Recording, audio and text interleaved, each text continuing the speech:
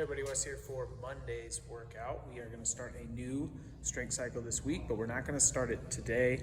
Today we're going to be doing some dumbbell work with an incline bench and some single arm banded work as well. So we'll have a little push pull there and then some dumbbell slides, and then we'll get into the workout after that. So let's start with the strength.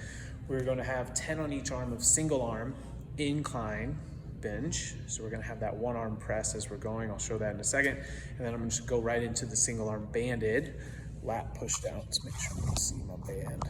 There. Okay. So first on the bench, we're going single arm. Go lie back. We want to make sure we're not twisting and turning as we go. So as I bring this dumbbell down to the chest, I'm not allowing my body to twist. And I'll push. Go for all 10 of those reps. Nice and steady. We can definitely build on this throughout as we're going as well.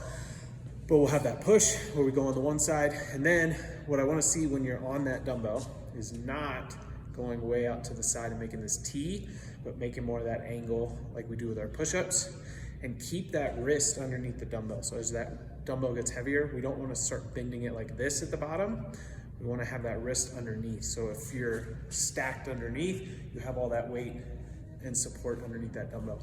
We'll then go to the band with the single arm lat push down. What I would do is grab it and have it front up. And we're going to go right on the side. Again, try not to twist anything. We're going to go straight down. Think about just keeping the chest up and tall.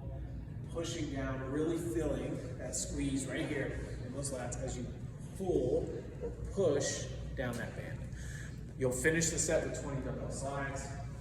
I want you to get into a high plank with a wide stance with your feet and get one arm right in front of the dumbbell. We're going to pull across to the other side without twisting. Each slide will count as one and we'll go into 20. So you can see on all three of those movements, since we're targeting one side, we've got to make sure our core stays tight and that we're not twisting or turning or rotating on any of those movements. We then go into the workout. It's a 15-minute AMRAP. It's a little bit complicated, but follow me here. You're going to start with 1 no push-up renegade row, 2 box jump overs, 4 goblet lunges, 12 tuck-ups. The tuck-ups are going to stay the same number of reps throughout, but on the 1 rep one, you're going to go up by 1. On the 2 rep movement, you're going to go up by 2, and on the 4 rep movement, you're going to go up by 4.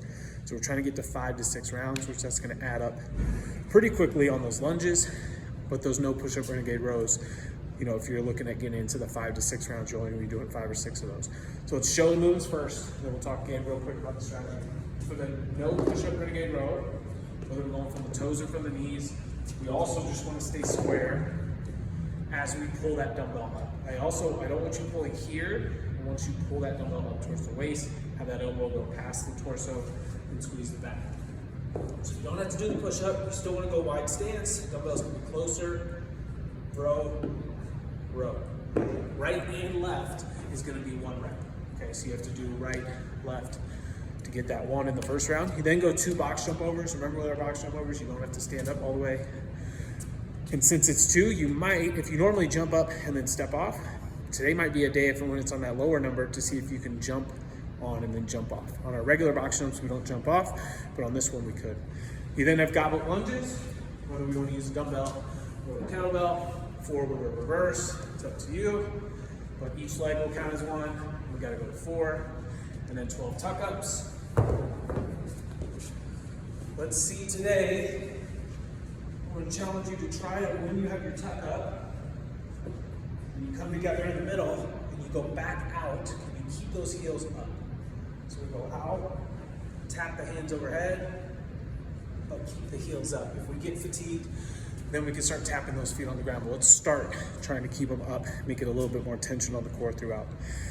Again, on the 1 rep of no push-up renegade row, you're going to go by 1 in the next round.